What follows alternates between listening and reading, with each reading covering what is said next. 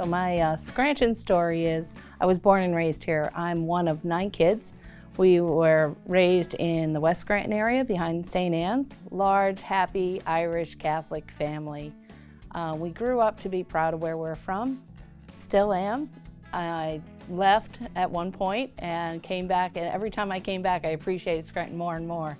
And I still tell people that if you don't like Scranton, travel more, because then you can compare it to somewhere else, and I think that's very important as well. But so growing up, very close, small, 4-bedroom house, 9 kids, 2 parents, and my Uncle Frank, the architect, who always stayed with us. But it was tight, and we never had a lot of money. My mom was a stay-at-home mom, and my dad worked as a janitor, worked on the railroad, and he bartended. So he had a personality for all 3.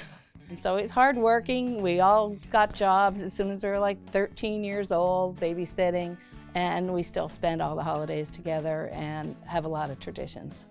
You know, Saturday breakfast, my mom started that every Saturday. In the small house, 75 people. Bring whoever you want. You meet somebody the night before, come on over. And the hospitality thing was just inbred in us. You know, every Sunday after, we used to go visit my Uncle Frank. Eventually, when he was 95, was put in a nursing home. And we would go all in the one car. And my parents didn't even have a car when we were young. But we would have to go to the nursing home and bring cookies. And my mother would be like, go visit people that don't have any visitors. And that was our norm, to just like go and hand out cookies and talk to people and see where they're at. And so that's normal to me. That's why I'm still talking to people. And it works, and I love it. And I didn't know I was getting a life lesson, but I did. It was a good, wholesome childhood. We were never fearful of anything. Everybody in the neighborhood pretty much had the same rules. You came home at dinner, 6 o'clock, and everyone had to come home when the street lights came on. And it was good because everybody watched everybody's back, and I kind of think it's still that way. We grew up in West Scranton, and you know how many kids each family had. Martinelli's had 6, and the Coins had 13, and on. But so we had our own little block. We didn't even have to go too far to have our own tribe of networking friends. But I think that was the same as it is in Southside, as it is in North Scranton. We were kind of secluded and didn't know, and we didn't travel far. I didn't even know where North Scranton was compared to West Scranton. Until I got a driver's license, and we're like, let's take Main Avenue as far as we can, kind of deal. Which, well, why not? I've never been this road. Let's go to, East Mountain, West Mountain. You could say in the last, 30 years, huge change, a lot more diversity in Scranton. The difficult side was not seeing the diversity and going to school in Pittsburgh, and you were shocked by different cultures and races, and didn't know enough about it because it wasn't really taught in school, coming from an all-white area. You felt cheated. I felt cheated that I didn't have that, background. I made it my mission to kind of go meet people that are different than me. I didn't want to see the same people. And sometimes now I see a lot of people that just want to kind of stay with their clique, and I'm like, no, if I see somebody that looks a little different, I'm going right over there. But it works for me, and it's important to me to make people feel welcome and seen, and plus I want to, broaden my knowledge of different backgrounds. And now it's kind of nice to see all different people come into our area, because I don't know if it's all the Scrantonians talking it up or, just people finding out. It's a good place to be because people take care of each other. A lot of people say, I'm never leaving, which that's a little extreme for me. I'm glad I left, because when I came back, I was like, you appreciate that being able to go to a lake in 20 minutes. It's awesome, and a clean lake. And the river is clean now, and that's a big change. I remember in high school wandering around and seeing appliances in the river and tires. You don't see that now. So it's definitely a huge improvement. And the art scene is more. We had one art gallery, now we have a lot more. I'm on the board of First Friday, and I'm proud to promote new and upcoming artists, and there's a plethora of them. It's endless. I've been on that since it started. I'm probably the 3rd month in. I was like, yeah, I'm in, because I want to be the change of what I want to see in the area I want to live. And I always said the reason why I live in Scranton is the people.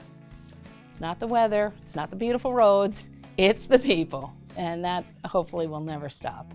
So I volunteer, and on Sundays I deliver food to people that need. I have a day job working for Scranton Housing Authority, and it was really eye-opening to see some people that you would ask them for their SNAP benefits and they'd be like, oh, I don't get them anymore. And then I'm like, oh, but you're entitled to it. There's government money, and it's just natural. If you could help people, you should. So I wasn't even doing it to do it. Just, it's like, okay, I have phone numbers of where you could get services.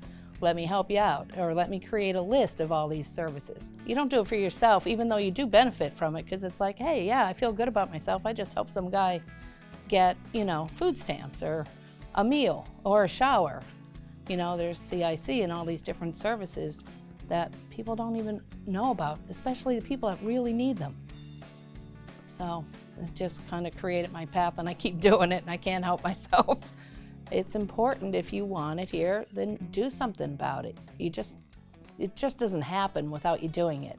I'm involved with the Greenhouse Project in Naog Park, and we started in a basement of a church handing out soup and salad night, and then we built on and had a free clothing closet, and then we did, one guy in the soup kitchen, I'd go out and talk to the people, and he's like, hey, you need to come to this one for a meal. They have bowling in the bottom of their church. And I'm like, game on, you know what?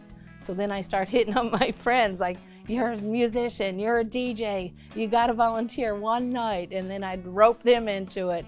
And they were really happy to do it. But if people don't ask them to do it, it won't happen. So, and then every month it was like Myrtle Street Got Talent, I was calling it. And, we made a lot of change.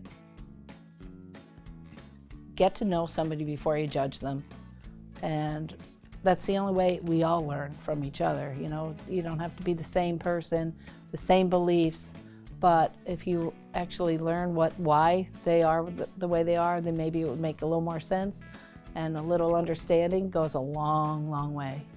So I hope that more people would at least open their mind to different things. Don't keep the blinders on, don't keep the same channel on your TV. Learn about both sides. There's always three sides to the story, right? So yeah, you have to do your homework, before you judge. I want to be that person, and it's important, and we all have work to do. You have to learn every day. If you could do something to help one person a day, it's a good day. Simple. It's not hard. Just do it.